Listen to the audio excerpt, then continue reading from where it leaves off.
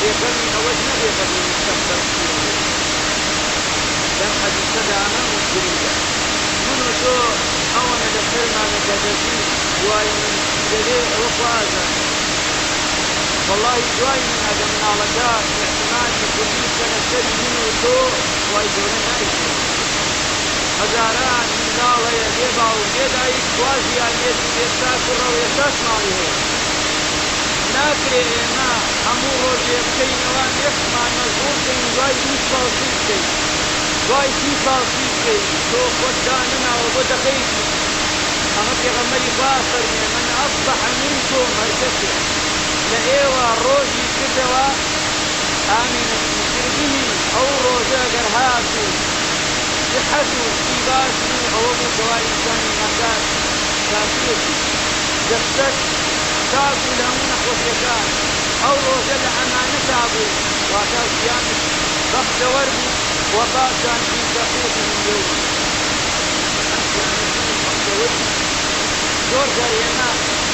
وا ئەکەین ئەمانە خۆمان خەرجاردارەکەین لە دوایەوە کە دەمرین ئەبینە خەفەت و کۆمەڵێکی نەکبەتی بۆ مناڵ و بۆ کەس و کارەکەمان ئەمە بەڕاستی ئینسان مناندار نابێواتە تۆ بۆ چێ خۆت خەرجارەکەی بۆ مناڵ بۆ خێزان بۆمانە لە قیامەتان ناتوانن لێت خەرجەکەی بۆ بکەن دوان کەمێک خۆجان دای ناوە ئەوەنە لەگەڵیاکە مستەقبەل بەدەست وایە وای گەورە ئەزانی مستەقبەلی من و تۆ چی گرنگەوەی من و تۆ ئێستا لە ژیایی چی دەکەین وە چی دەبین لەگەڵ خۆمان ئەمە گرنگە ئەمجا فەرمێ ئامن بی لە ماڵی مناڵتە وە لە ڕێگەوبانتە چونکە ئەمن زۆر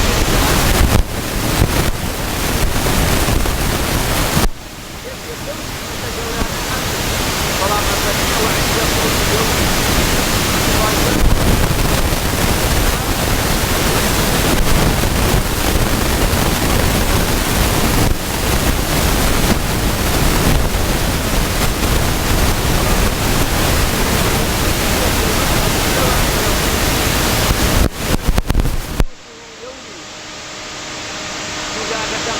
قرآن بکەین تەماشای فەرمایشتەکانی پێغەمبەری خوا صلی الله علیه وسلم بکەین کاتێک ئینسان داوا دەکا بەردەوام ئەو دوعایە کە پێغەمبەری خوا اللهم إني أعوذ بك من الفرق والجنون والجذام وسيء الأسقام يعني پێغەمبەری نازدار صلی الله علیه وسلم لە حەدیثەکانی تردا فەرموویە اللهم إني أسألك العافية في الدنيا والآخرة يعني أصحاب الأولان فرمودي دعوات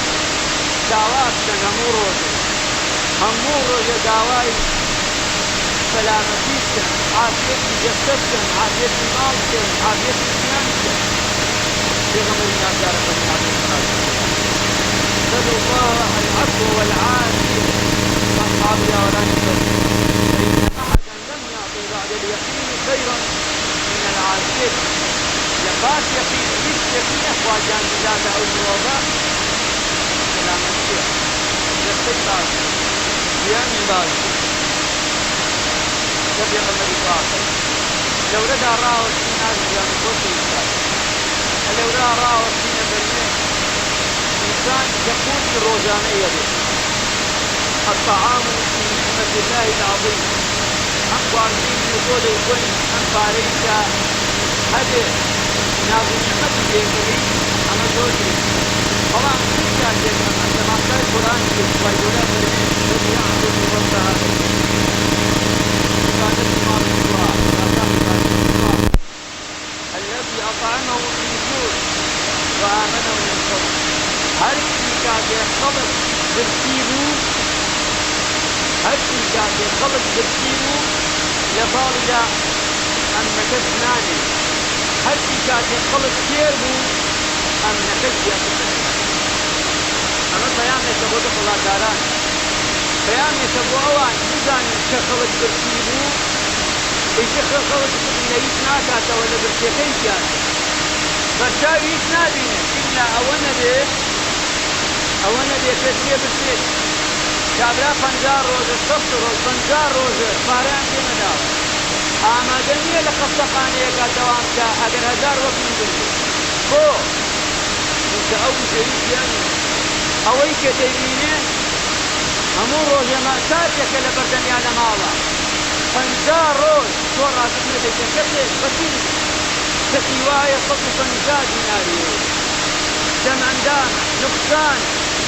ئەوانەی خانی مسکینین و ئەوانەی گەورە و متەقاوت بوونە 1600 گرفتیانێ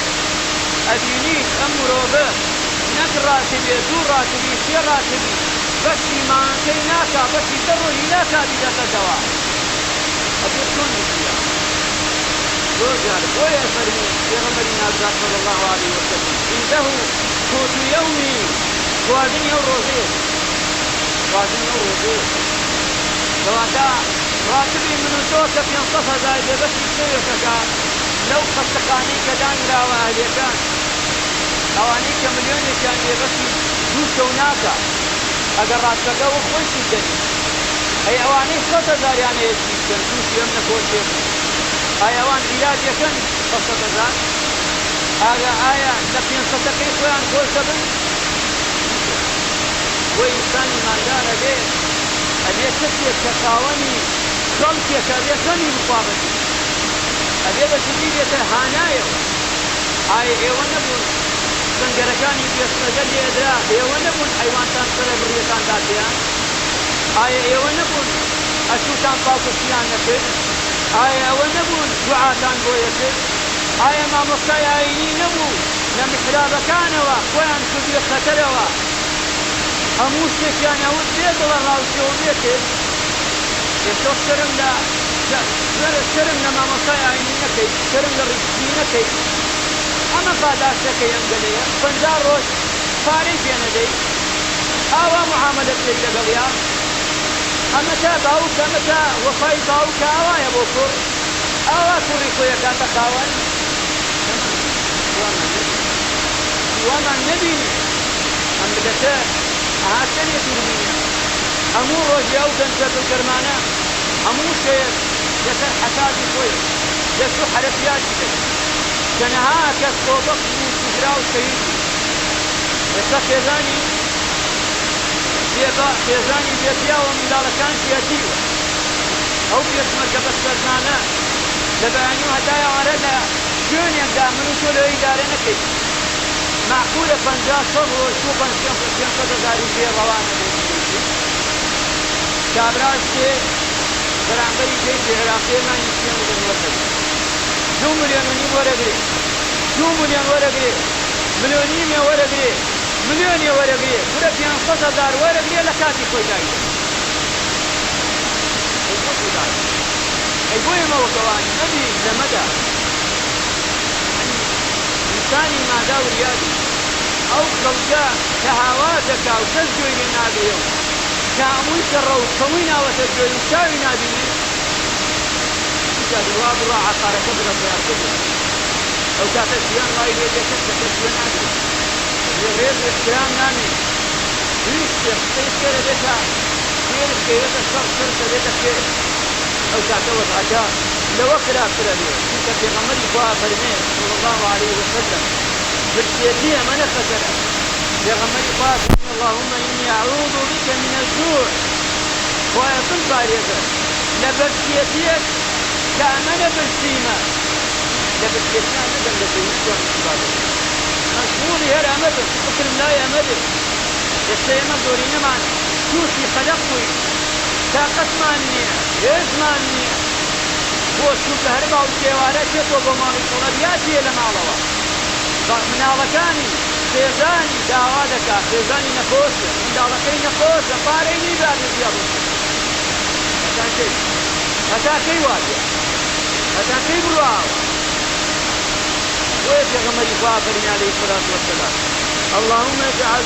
رزق آل محمد قوتا جا دوعای کردووە بۆ گەلەکەی بۆ خەڵکەکەی پێغەمبەری خوا وایە ڕزقی ئومەتەکەم زیاد بکەی هەموو خواردنێک هەموو ژەمێک وایە بۆیان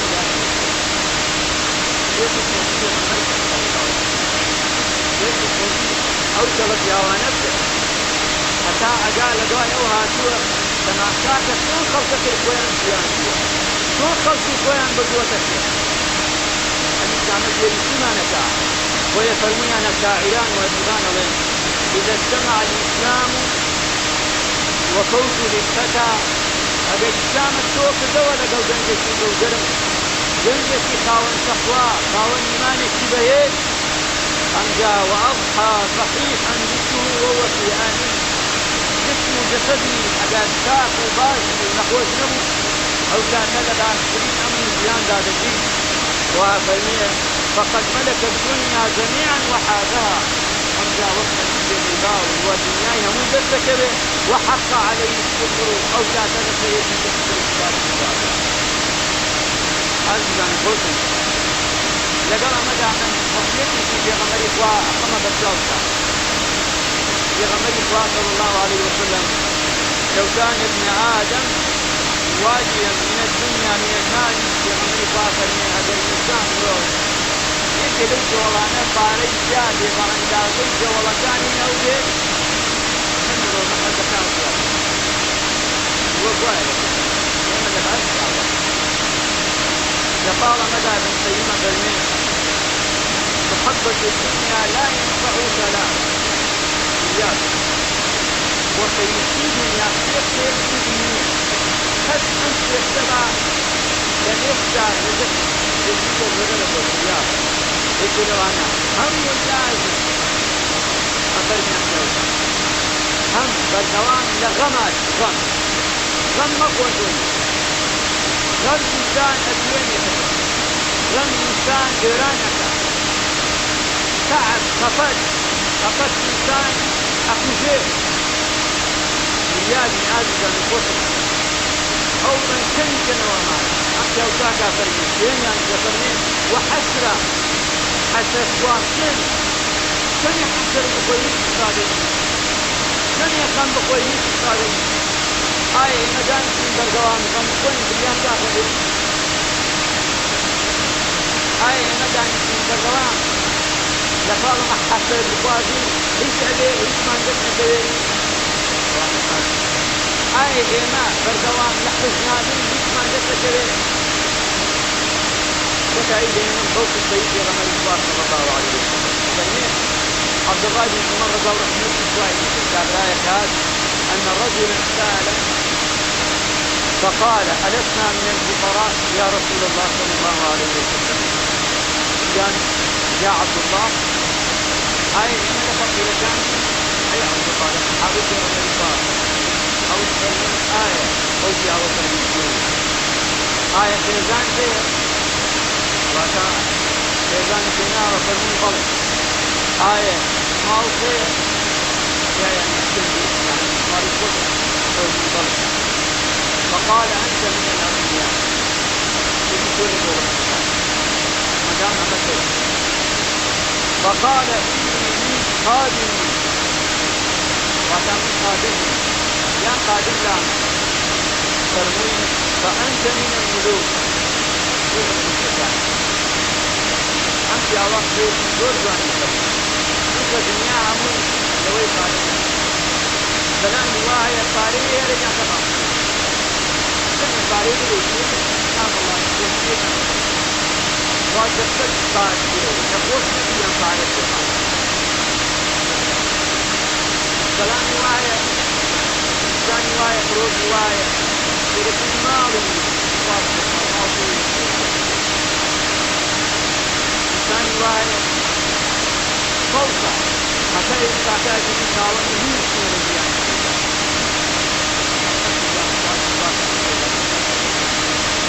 همون بدواء يكون جهاز جامعه ويقول رحمه لا يكون عقل السير ما نشاء فجال سير كويس كما جاء